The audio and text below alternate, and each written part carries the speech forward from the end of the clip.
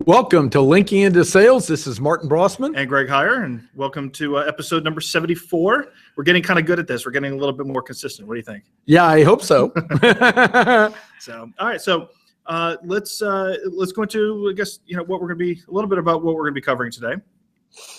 First, we're going to be bringing on a guest a little bit later. Exciting. And we're very excited about having her join us. And talk about the LinkedIn Social Selling Index Score. LinkedIn Sales Connect kind of wrapped up a little bit, and just a couple of days ago, or actually just yesterday, and they talked a lot about Sales Connect and how now you could take a look and see how effective you are on LinkedIn's social selling platform, as well as they're integrating it into Sales Navigator, which is kind of cool. So we'll get to that in just a minute, but we got some social selling news. Dun, dun, dun. That's right. All right. So first thing is LinkedIn Groups is going to be going through some significant changes over the next few weeks. Anyone who is the owner of a group got a notification saying some of the changes are going to be happening. One thing in particular is going to be changing that everyone is kind of a little antsy about is that all groups are going to be private from now on, unless you want them to be public. And then the group owners have to actually go in and change their groups to be public. But what's different about these public and unpublic groups is that the unpublic ones, they will no longer appear in search. They will no longer appear on Google. They will no longer appear anywhere but within the LinkedIn platform. They actually won't even show up in search inside the LinkedIn platform. And in order to join one of those groups, you have to be recommended by one of the members of those groups. So it's all or nothing.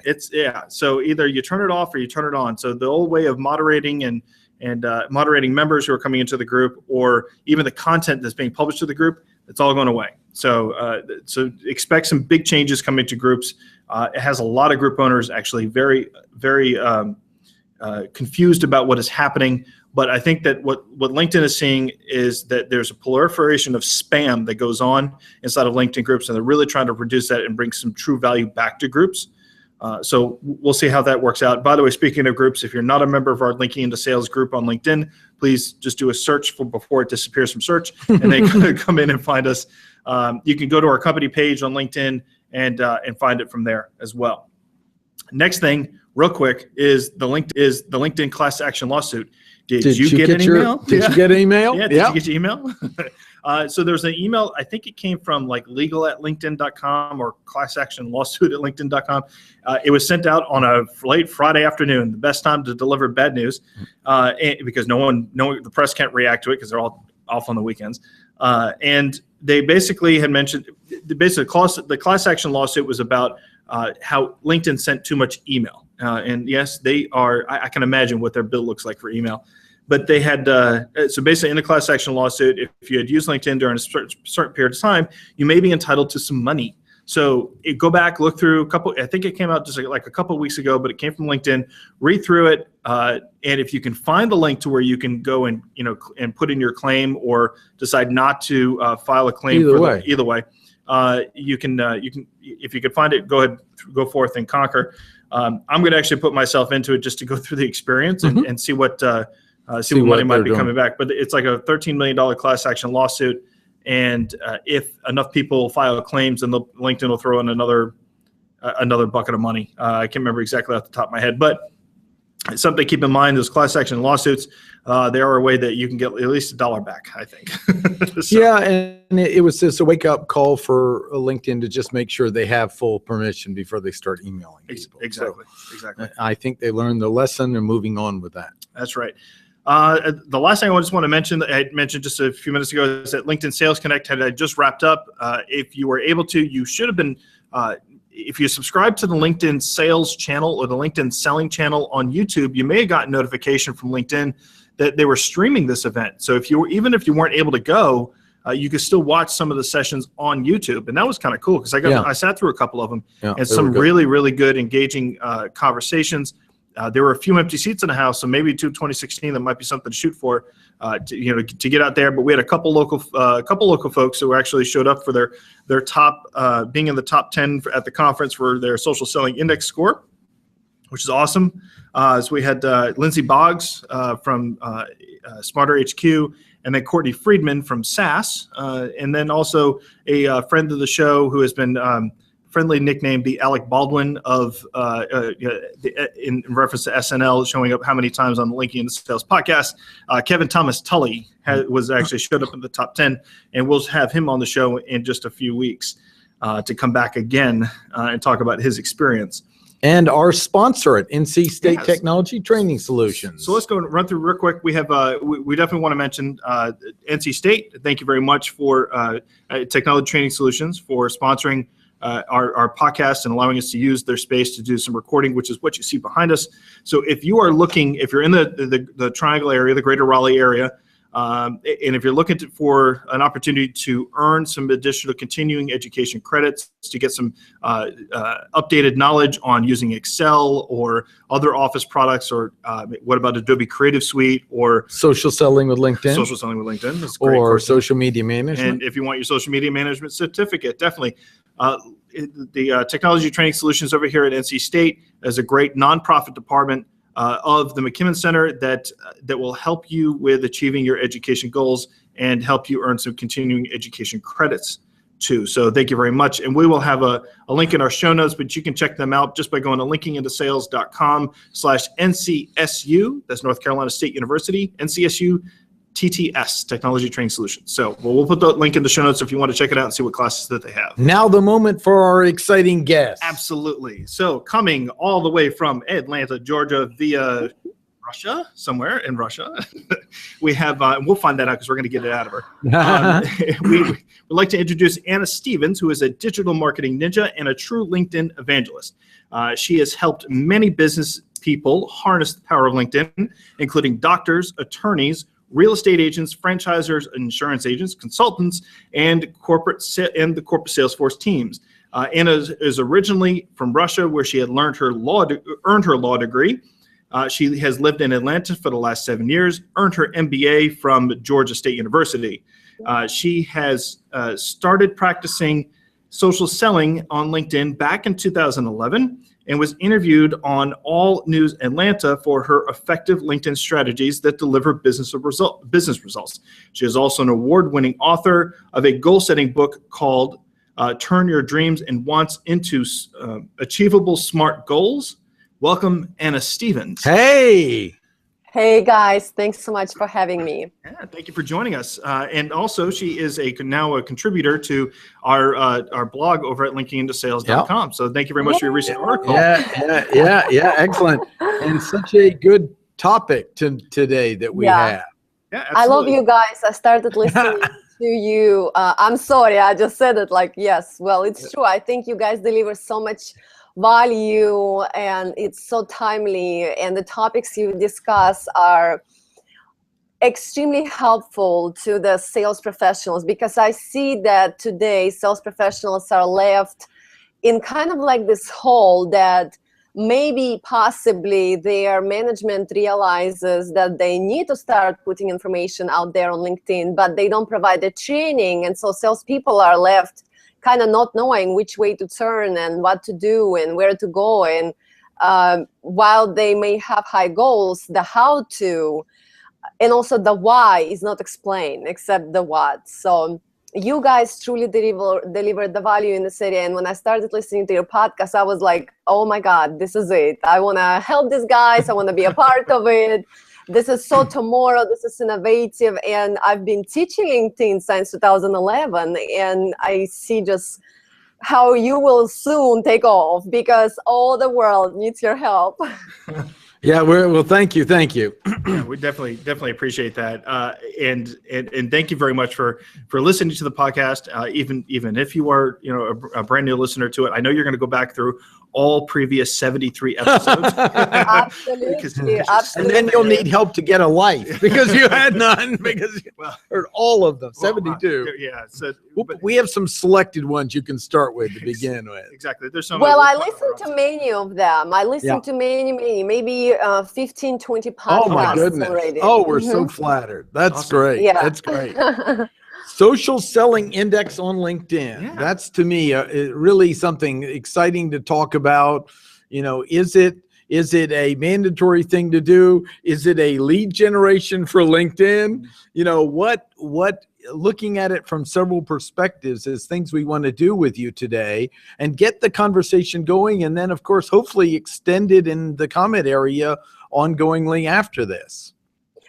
Absolutely. So Social Selling Index has actually been launched publicly by LinkedIn very recently. And today, everybody can go to a special LinkedIn URL and they can check out their Social Selling Index. So why worry about it? Well, Social Selling Index represents how well you're doing in 4 areas which LinkedIn thinks contribute to your lead generation. So what are these areas? Number 1, how will you build your professional brand on LinkedIn? Number 2, how will you engage with insights? So with the content from polls, for example, right? How will you find the right people? Are you using advanced search and research tools on LinkedIn? And number 4, how well you build relationships? Because sales is all about lead generation, following up with leads, nurturing leads, and closing the business, right? So lead generation is all about relationship building. And relationship building is not an event, it's a process that takes time. And that's why LinkedIn decided, okay, so in these 4 areas, if you excel, you will be able to successfully generate leads and, find new business, close new business, delight your customers, stay in touch, constantly be top of mind for them, and prosper in that way. Interestingly, LinkedIn itself noticed that their sales team, among their salespeople, those sales reps who had a Social Selling Index higher than 90 were 3 times more likely to make the President's Club. Very interesting. Yeah. Interesting. And I've never made President's Club, and because I don't think where I worked had a President's Club, but it may have been like, yeah, let's go hang out in the bathroom and brag about how we just sold something. That's right. That's interesting because we've been doing this since about 2009, and I think that hearing the results actually come out of it, where those who are active in social selling on LinkedIn in particular, it's good to see that the successful people that are using social selling are actually achieving these incredible results and far beyond what people who are doing the traditional sales approach of pounding the phones and making those phone calls. It's great to see, and then to see LinkedIn actually kind of isolate what you need to do into these 4 areas, what they're referring to as the 4 pillars, right? Right, absolutely. And so I know one question you wanted to discuss today is basically, is Social Selling Index a vanity metric, right? Mm-hmm. So a vanity metric is something that looks good on paper, but really doesn't contribute to our revenue or real results that we can measure. But how many people, I cannot tell you, came to me and said, I think I'm doing well with LinkedIn. I have 400 connections. And so before there was really no way of not just measuring how well you're doing, but also figuring out, well, yes, I do want to be active on LinkedIn, but what do I do? What actually matters when it comes to LinkedIn and my lead generation on LinkedIn? Well, now it's no longer a secret. So now LinkedIn communicates very clearly to us in a very specific way what things we can do, what actions we can take, what workflows we can build for our daily, weekly, monthly prospecting, right? Or following up with our existing prospects that will contribute to our success. And so let's say, for example, one statistic that I recently shared in the article for you guys that I wrote is that 92% of B2B buyers today engage with sales professionals who are known as industry thought leaders. Mm-hmm. Well, how do you establish yourself as a thought leader? Well, you publish content for free on LinkedIn, right? Through LinkedIn Publishing. And I'm not talking about the content where you share a short quote and people go there and they're so disappointed and they think, wow, you don't even know how to use LinkedIn. And I'm not talking about publishing content through LinkedIn Publishing. That is all salesy. Look at me, go download my stuff, buy from me, self-serving. I am talking about the value-added content where you have complete clarity about your buyer persona, their buyer's journey, and you create content that delivers value to them, that serves them in some way. Because it takes 7 touches in marketing for me to even start thinking about doing business with you. And if the touches you make with me are all about you, I'm not interested, I'm sorry. But if they are about me and the pain that I have, you have complete understanding of, and how you solve my pain, that you're gonna just stay top of my mind. And when time comes and it's a good time for me to start thinking about vendors and whom I'm going to choose to solve this problem I have and to create that change, you're going to be top of mind for me and I will do business with you, but not if you constantly are self-serving,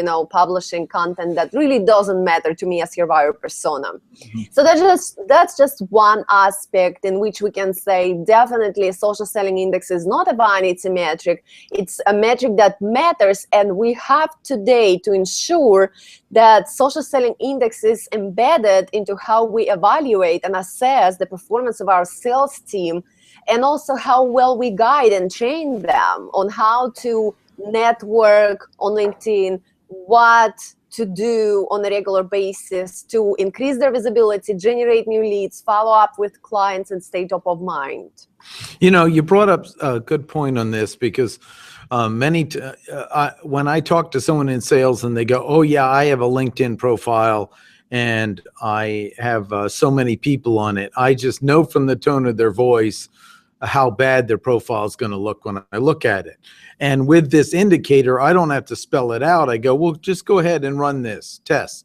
And this gives a powerful mirror, or at least a mirror for them to start to realize how either they're not on the court or to what degree they're not on the court, which is something that we've done manually, talking to people in sales, right, that they can now do themselves and evaluate. And one of my favorite stories in training is after we teach it, I'd say, now that you've learned what a profile looks like, imagine your LinkedIn profile represents you and how well dressed you are.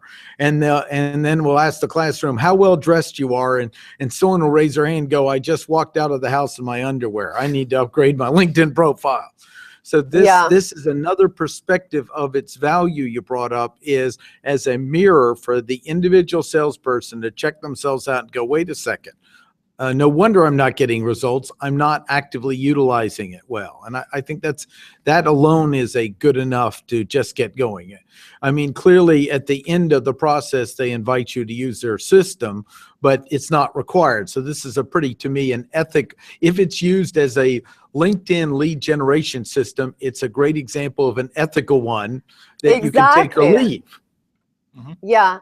And what I will say is, recently I worked with a corporation, international corporation that makes almost $1 billion in revenue annual, right? And I found out that the majority of salespeople there have LinkedIn profiles that are not even public, number one, so they don't appear in search.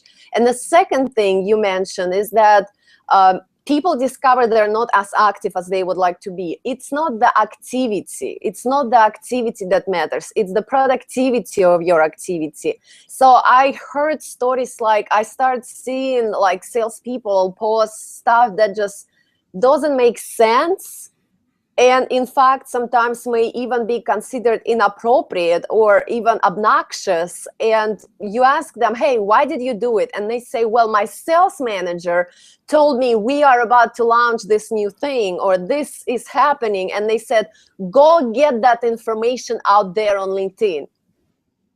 No, yes. It's organizations today that have to come together, embed LinkedIn Social Selling Index into how they evaluate their teams, ensure that they change the way sales teams think about the benefits of LinkedIn. It's not about an individual salesperson anymore. It's about the benefit of the sales team.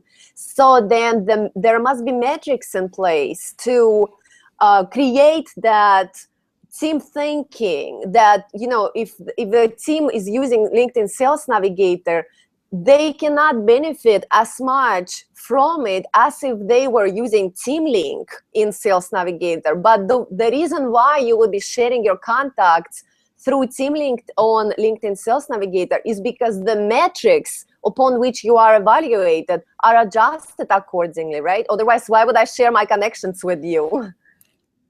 You know, it gets back to the old habit of thinking in terms of sales being driven by how many times we can interrupt the customer, to attempting to develop a conversation that they would want to be part of. And that's where that sales management thing is just push it out on LinkedIn. Everyone needs to get this out so they all find out, which of course gets us to look for the little hide button so they don't know we're hiding their content. And we've ignored them 3 months ago, and they wonder, well, I'm putting it out, but no one's paying attention. Well, you're not present. If I put a picture of myself on the wall with a conversation, how many people do I expect to walk up and talk to it that are mentally well? Yeah. You So know? number one, you're not present, and number two, you're not relevant. Talking about yourself constantly, talking about constantly your products, or maybe not even having understanding of how to use LinkedIn. You know, there are specific things for which LinkedIn was created, and if you want results, you're gonna have to play the game by the game's rules, and you will have to educate yourself. So I listened today while I was working out. I was listening to your podcast with the previous guest, and you know, she was talking about how salespeople are responsible for educating themselves and really have to embed it into their daily routine. But my opinion is that I know so many salespeople who are so advanced in their understanding of social selling today, just from my recent work experience, you know, and they are so eager and so advanced, and their social selling index is 92, for example, but they're not getting results. Why? Because marketing does not supply them with good content, number one. Number two, social selling is not embedded in their performance evaluation metrics. So even though they're trying so hard, nobody cares on top, right? So social selling has to start top down, and it has to be adjusted up there and then pushed kind of down to all the people, right? Number three, there is no training in this organization. And I actually worked on some projects to put together training on social media best practices and things like that. But if there is no training and there are no metrics, don't go around asking your salespeople to put information out there, because it's going to be bad for your organization. People will start unfollowing, hiding, reporting spam. And if you, like, there is this mentality that I learned exists that, well, if I don't do anything, I'll just remain where I am. No, if you don't do anything, you're not going to stay where you are. You're going to be falling behind. But if you do the wrong thing, you will be falling behind even faster. Very, very, very true. Yeah, no, I think, well, we have, we were actually, we had a conversation earlier today with some folks over at R Factor, and they've addressed that particular, that particular term with feeding, the marketing, feeding the sales organization with content, as well as then measuring those metrics. And they provide a really good solution that I strongly recommend any organization to take a look at, especially when you manage a large team, and disseminating content out to them can be a bit of a challenge. But I've also worked in sales organizations on the marketing side where it's constant all the time. I need a custom presentation for this client. I need a custom one for this. I need a custom one for that. Unfortunately, marketing can't just turn around content quite that quick. But this is where sales kind of has to pick up the ball and run with it and take the framework and actually build it out from there. So I'm not sure what your experience is with working with salespeople that actually go out and take what marketing has and adapt it to the unique situation that they're facing. But I mean, if you have those, go ahead and share that. Yeah, absolutely. And I apologize for interrupting us, but you know what? I just realized that my laptop is about to die. Okay. So just give me 1 sec. I'm sorry, Yeah. I'm doing it on. Okay, I'll let certainly. this part out. I understand. Catherine, can you please give me my charger? It's right there under the desk. Sorry, guys, about that. I have my friend here with me. Her That's name great. is Catherine. Yeah, we'll call your friend tech support at this moment. This is my tech support. I'll have to pay her for this tech support today. That's Exactly. right. So basically, I will tell you kind of about the program that I recently worked on at this organization. They had 140 sales reps in North America, and I figured out that today. From just recent research by KRC, I know that today employees of a company have 10 times more followers. Sorry, guys, it's probably not going to work. We will have to plug it right here. Sorry about that. And there you can see Catherine. Hey, Catherine. All right, sorry, guys. Hey, you got a crew that works. We don't have a That's crew good. here. That's right. We We have to having fun. change our voice and pretend we're somewhere else and walk over. Yeah, I'm working on it over here. Today, companies' employees have 10 times more followers on social media than a brand itself, number one. Yeah. Number two, 80% of companies' employees are already on social media, and 7% of them are hyperactive, and they have a lot of social media influence, but they can either harm or promote the organization. And the other thing is that 70% more people today trust content that they see their friends and neighbors and colleagues share. So what does it say? It says that if your organization wants to build that trust, wants to be out there in a big way, do the content amplification and get the message across in a more authentic manner, right? Then it has to get employees involved. And so that's called employee advocacy. There are some articles on my LinkedIn profile that I recently published. Personally, I worked with Dynamic Signal. It's a company that has a lot of tools for enterprise level employee advocacy programs. And so together we created a strategy and designed a hub. It's a web hub or a mobile app, not or, it's actually and, but it's for whoever wants to use it in whatever way works for them. It can actually be also integrated with your Salesforce chatter. So if you don't want to log out and you want to use it from your desktop, use it there. Or if you want, you can use it on mobile app. And you fuel that hub with brand approved content and allow your people to share it on their social networks, right? So number one, you make it about them. Number two, the cost of this program, well, personally for me with Dynamic Signal, was a fraction of PPC.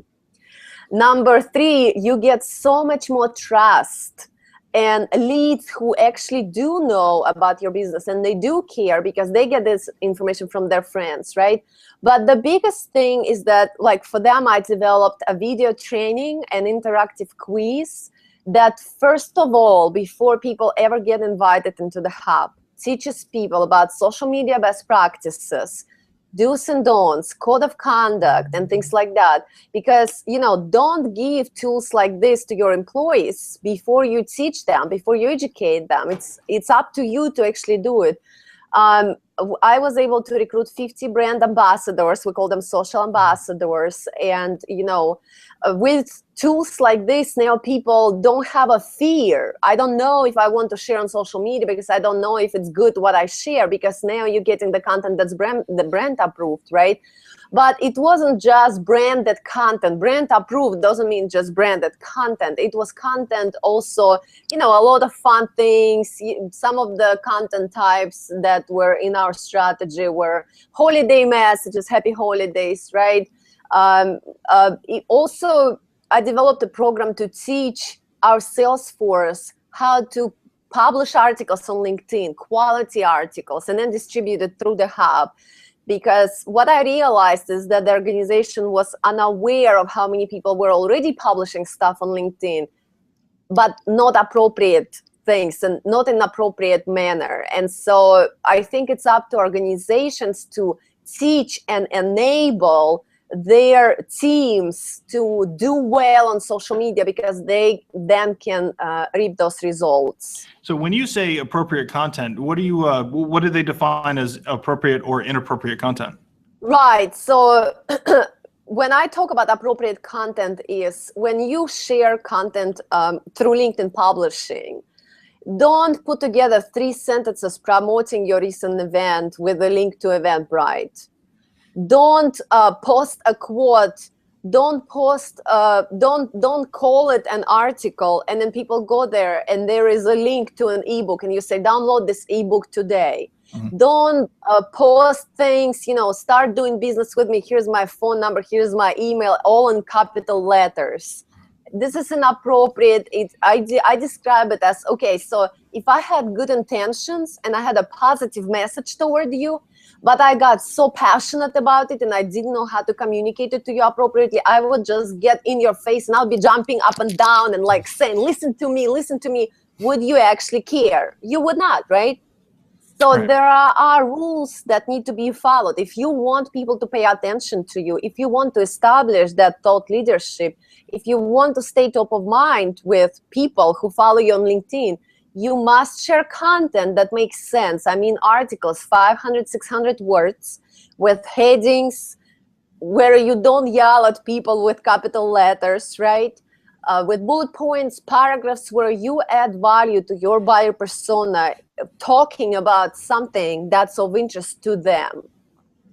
That's gotcha. What I'm Yeah, I think that's a great point. And also not assuming everyone came with the same common sense into the organization, because we have such diversity of age in different groups.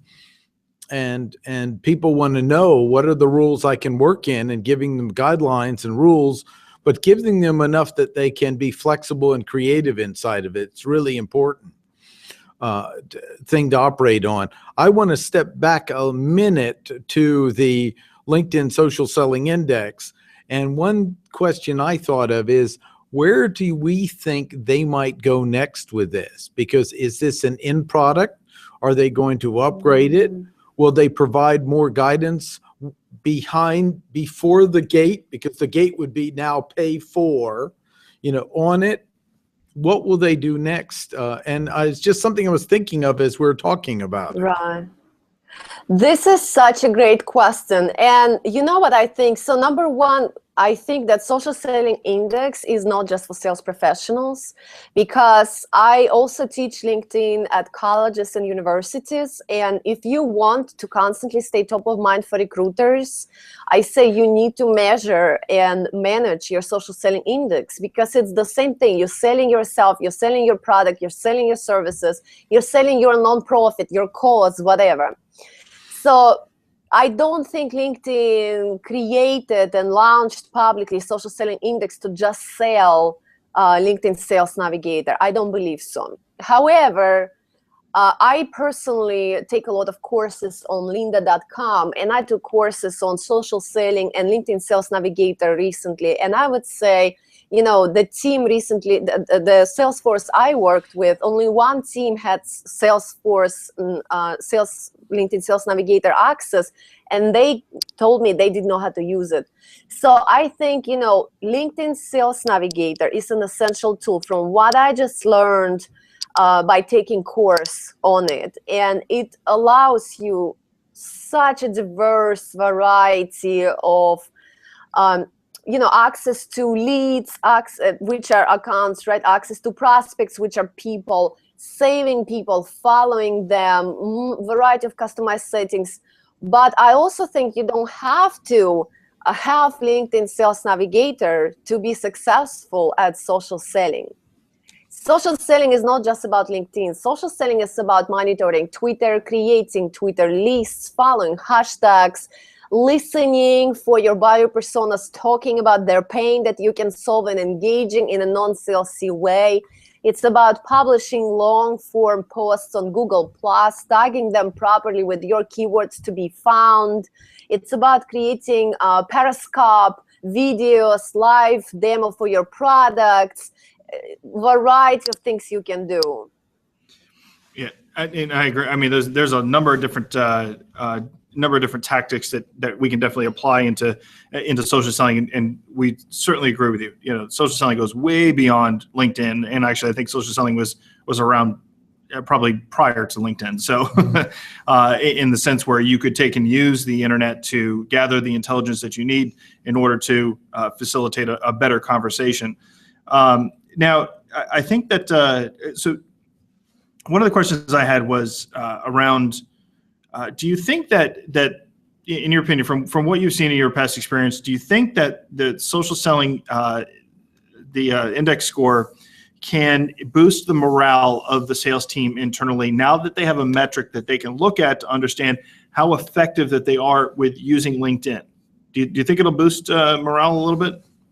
I think it absolutely will if the metric is integrated in how they are evaluated, because social, the sales team, sales professionals are extremely busy and they have so much going on. Then, they're constantly in meetings, and it's all about every Monday morning. It's all about their pipeline, their activity, how many cold calls they made. And if that changes from top down again, and then they are not evaluated based on how many irrelevant calls they made to irrelevant people, but how many warm introductions they received on LinkedIn, how their social selling has 4 categories that we discussed in the beginning, and each of them is measured on a scale from 0 to 25 with 100 total, right? So if they're measured on building those relationships, getting those warm introductions, finding those leads, accounts, and prospects, individuals, if they're measured on all of that, it can significantly increase the morale, number one. Number two, promote collaboration within the team, because if they do use Sales Navigator, LinkedIn Sales Navigator, and they actually are signed up for enterprise level account with TeamLink, now they're going to be working together toward the same big goal, leveraging common connections, not just I leverage my own, you leverage your own connections. So it's going to be a group effort toward the big organizational goal. And of course, they need to be rewarded for taking the steps. So if they're not rewarded, it will not promote good morale, and it will not have a positive impact. If they are rewarded and it's embedded in how they are evaluated and assessed, absolutely. Good. Well, I hope sales management takes a cue from that. Yeah.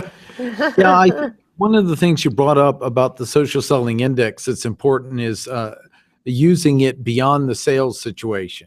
Because in our social media management class, we've had several people with college degrees that weren't able to land jobs. And really, most of our advice, along with taking our class, was get your LinkedIn profile so it's a customer-facing profile, and start getting some content out there showing you have some competency, even if you don't have as much work experience. And that yielded employment. Now, some of them were entry level in their field, but I'll still call that a win. And many have then really done well. And so this could be an indicator of a way for them to look up and see what their own performance is.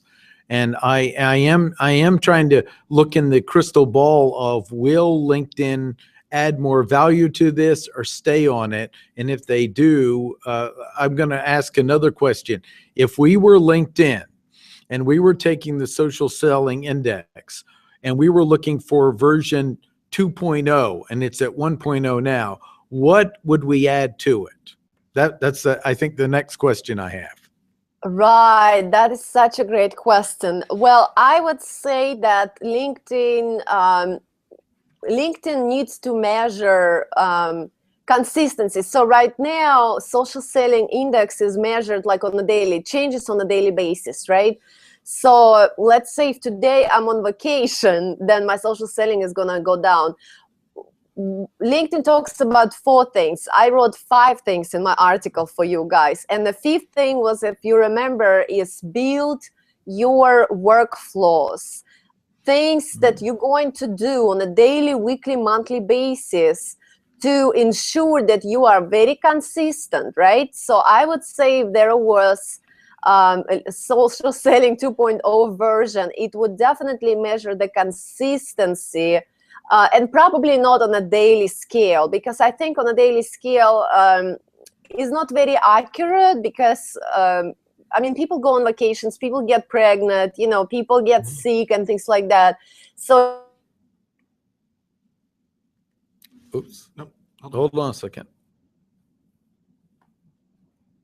We lost her. Oh, I think we lost We you. lost her. Hold on. Hold on. We have a momentary loss. She'll come back. She'll come back to it. While we're waiting for you to come back, I don't know if you can hear us, but while you're waiting, we can't hear you.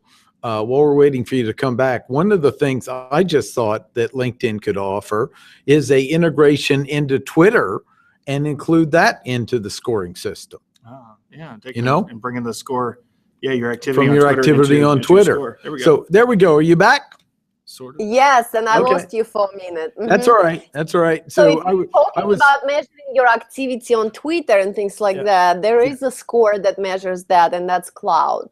right. Well, no, yeah. What I was saying is, if we were LinkedIn and we were responsible for the LinkedIn Social Selling Index, what would be the next things we'd add to it to move it from level 1 to level 2 for the customer?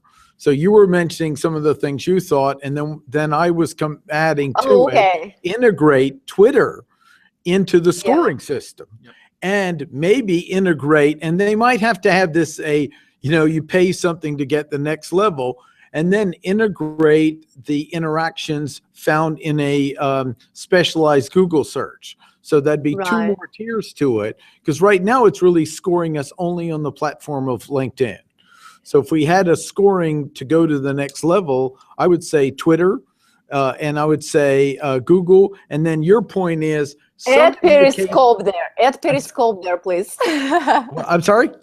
Add Periscope there, because sales teams can use Periscope to do live demos and embed and share then those demos, with prospects, or maybe write articles about it. And Periscope allows live interaction on Twitter, so you can either even run a Periscope, right, and then create a blog post out of the questions you received through live interaction on Twitter during your Periscope. So I would say, yeah, I agree with you, absolutely. And the thing you want to do is, when you said consistency over time, is have an algorithm that has a dampered algorithm that's looking at the pattern over time and giving them that. Yeah. And so this really interesting conversation I hadn't thought of before the show is, if we were going to upgrade it, what would we add? And those would be anything you would add if you were LinkedIn. Yeah. You were responsible as a product for this. Anything you would add, Greg? Well, no, I think adding in other tools that we found that are effective with social selling, then we want to take and integrate those into the score, I think. Yeah. Definitely. I think that. And you mentioned Clout. Now, of course, I love Clout as a product. I just wanted to do a little bit better to notice the difference with somebody that just spends way too much time talking about their cereal and someone that's having a constructive conversation. I don't know how to do that, but I'd love to see Right. Clout upgrade to a little bit more higher AI in discriminating the quality of the conversation, not just the level of it. That's when I'm going to put more stock in Clout, because I can see someone that just spends all day on Facebook and someone who's actually lead generation with conversations will have the same Clout score. And nothing wrong with them spending all day on Facebook, but it's just because they have nowhere else to go. I'll give you an example. Like, if I need to take and lift my Clout score, I share pictures of my kids. Yeah, and I mean, that should not work. That should no. I mean, not that your kids aren't great. Right. Yeah. My kids all have like right. No, I think the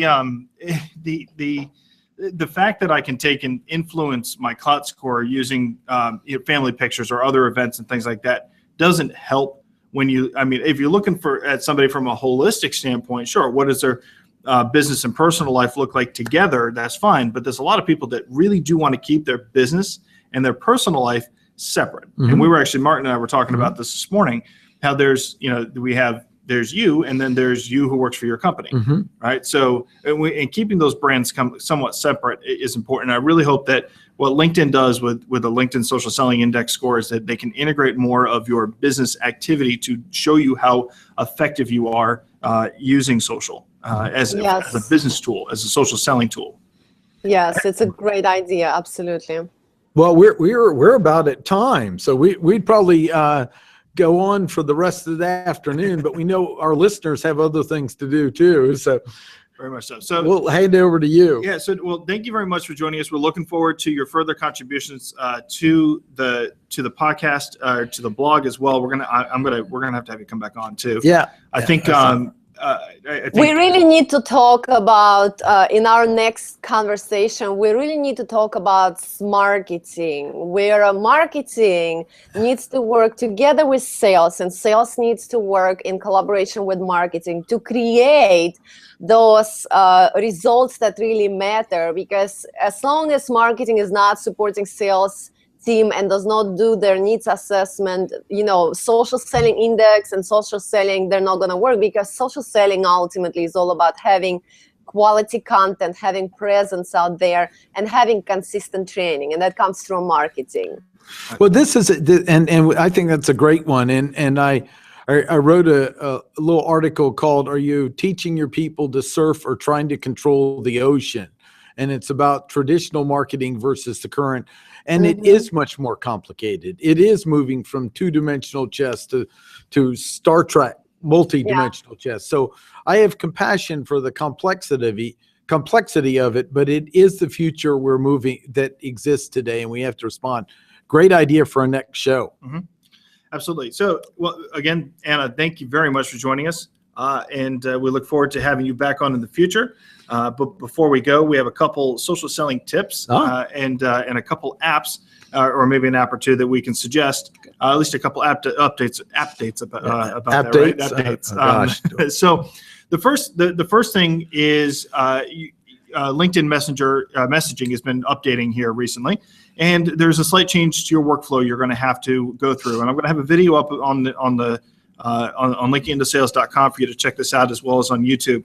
And basically, you need to keep in mind that as soon as you accept an invite now from somebody, that message that they had sent, whether it was a canned response or a customized message, it disappears. Where before, it used to just go into your archive, and you used to be able to go back to your archive and view it. Well, there is no more archive under the new messaging platform. Now, I've contacted LinkedIn about this, and they said, yes, this is a change, and we're going to send your feedback back to our engineers, which was kind of good to see.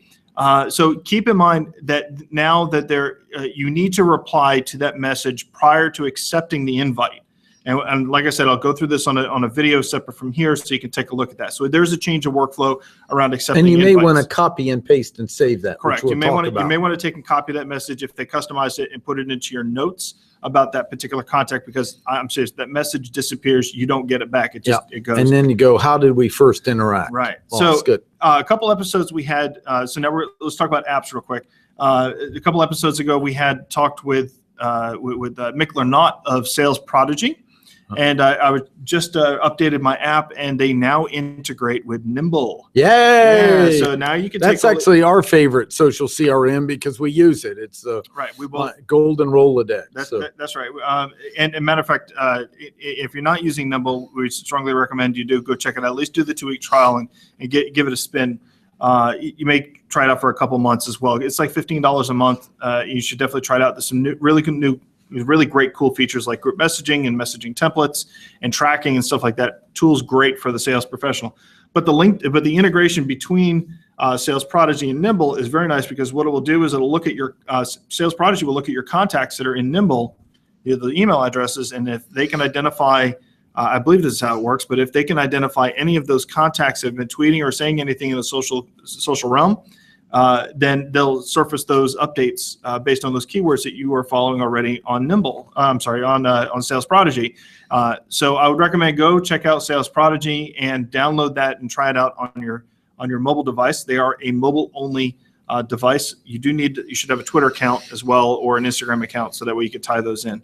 But definitely check those out. So we'll have some more apps and suggestions, unless you have anything, Martin. No, except there's been some concern with Evernote, and I'm still my life is in Evernote, and some are concerned with some downsizing they're doing. So pay attention, but I actually still see it as a viable tool that's invaluable to me. There's been a couple articles that have been written out there that Evernote might be the first unicorn to die in the Silicon Valley. Yeah, and actually, it wouldn't be the first one. There's been a bunch but of I'm unicorns cheering that them die. on. I still think it has value. But so very high. if you're using Evernote and you have questions about how to export your content out of Evernote because you're freaking out and you need it in Google Drive or something like that, send us a message, and I'll show you how I exported all of my stuff out of Evernote. And, At least as a backup. well, I exported it out. I know, but I'm still closing using it. it. So, Anyway, great. but anyways, yes, very good. Thank you very much. It was great having you on the show. We'll get you back. Thanks so much. Thanks, guys. You're awesome. And do look forward to maybe all having lunch sometime in the Triangle area. I will come to North Carolina in no time. Just invite me. Okay, all right. We'll definitely put it on there. So take good care. All right. All right, bye. All right, everybody, you've been watching or listening to the Linking into Sales Social Selling Podcast. Be sure to take and subscribe to us on YouTube. Follow us on Twitter. If you got any comments or suggestions about the show, please leave comments, leave a rating for us. Help other people find us on LinkedIn. As you heard from Anna, we have as soon as she heard it, she's like she loves it. So there's a great endorsement from her. We know that people up in the high towers of those big, large software as a service companies and software companies are listening to us. And if you are, recommend us to your sales team. And if you have any questions or comments or want to hear something about the show, send us an email. Reach us at info@linkingintosales.com. Martin and I will both get that message, and we are happy to respond to you. Yep, this is Martin Brossman. And Greg Heyer. And thank you very much, and you have a great day.